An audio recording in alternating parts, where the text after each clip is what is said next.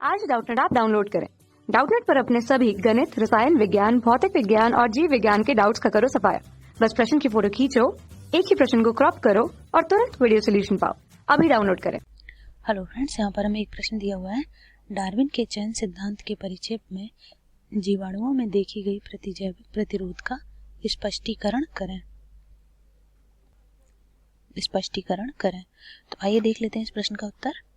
देखिए, इस प्रश्न में हमसे क्या कह रहे हैं। इस प्रश्न में हमसे ये कहा जा रहा है कि जो डार्विन का चयन का सिद्धांत है, उसके आधार पर हमें आप ये बताइए कि जो जीवाणु है उनमें प्रतिजैविक के प्रति एक प्रतिरोध उत्पन्न हो जाता है, उसको स्पष्ट करिए। तो स्पष्ट हम उसको ऐसे कर सकते हैं। हमारे पास एक एग्जाम्पल है।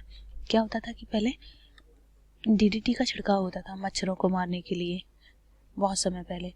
तो मच्छर जो थे पहले उसी से ही मर जाते थे, लेकिन कुछ समय पश्चात मच्छरों में एक प्रतिरोध उत्पन्न हो गया और डीडीटी से नहीं मरते हैं मच्छर। ये अभी आप सबको पता है। तो ये क्या हुआ, ये मच्छरों ने वातावरण में चयन का सिद्धांत किया और उससे क्या है कि वो डीडीटी के प्रतिरोध को खत्म कर पाते हैं। आई होप आपको ये समझ आ गया होगा। चलिए इसको हम लिखकर बता देते हैं। कभी कभी क्योंकि उनमें कुछ उत्परिवर्तन हुआ या कुछ नए लक्षण विकसित हुए, जिसकी वजह से उनमें प्रतिजैविक प्रतिरोध की क्षमता विकसित हो गई। तो आइए हम लिखकर बता देते हैं इसको। कभी कभी, ब्लू पेन ले लेते हैं। कभी कभी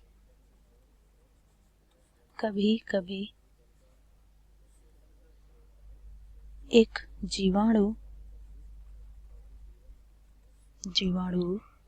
समष्टि में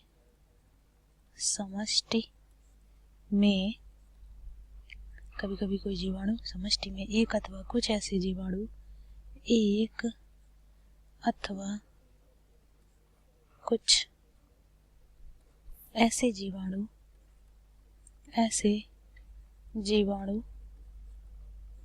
उत्परिवर्तन के द्वारा उत्पन्न होते हैं।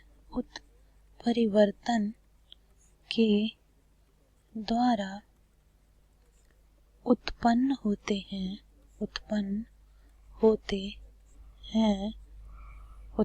होते हैं जिनमें प्रतिजैविक के प्रति प्रतिरोध होता है।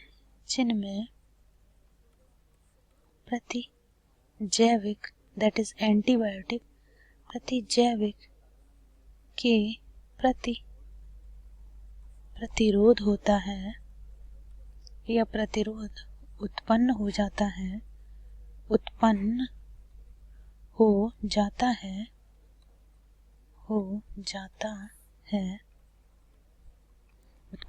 है और इस प्रकार ये प्रतिरोधी जीवाणु तेजी से इस प्रकार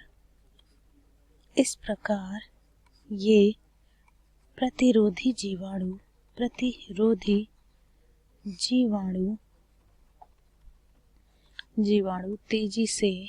तेजी से गुणन व वृद्धि करने लगते हैं।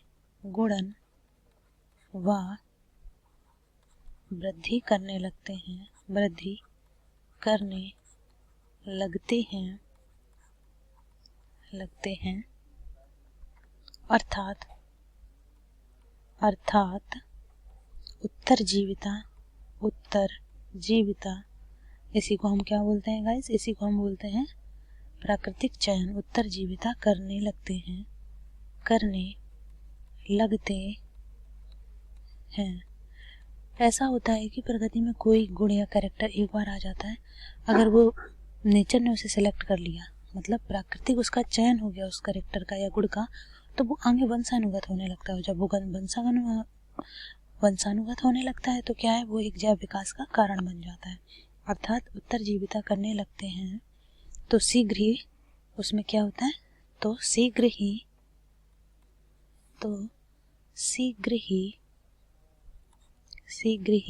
वह वंशानुगत होने लगता है। वंशानुगत होने लगता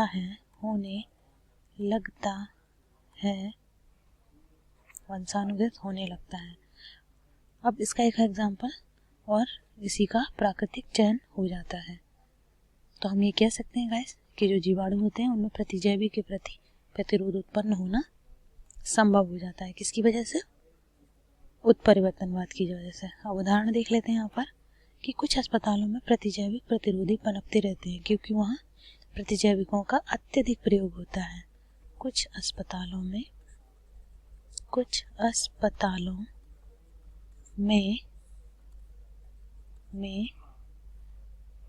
प्रतिरोधी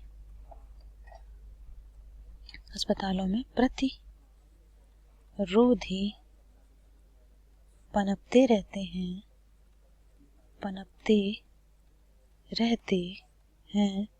क्योंकि वहाँ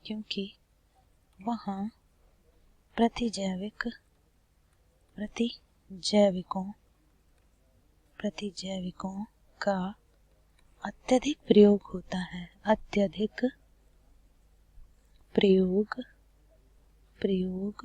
होता है। होता है।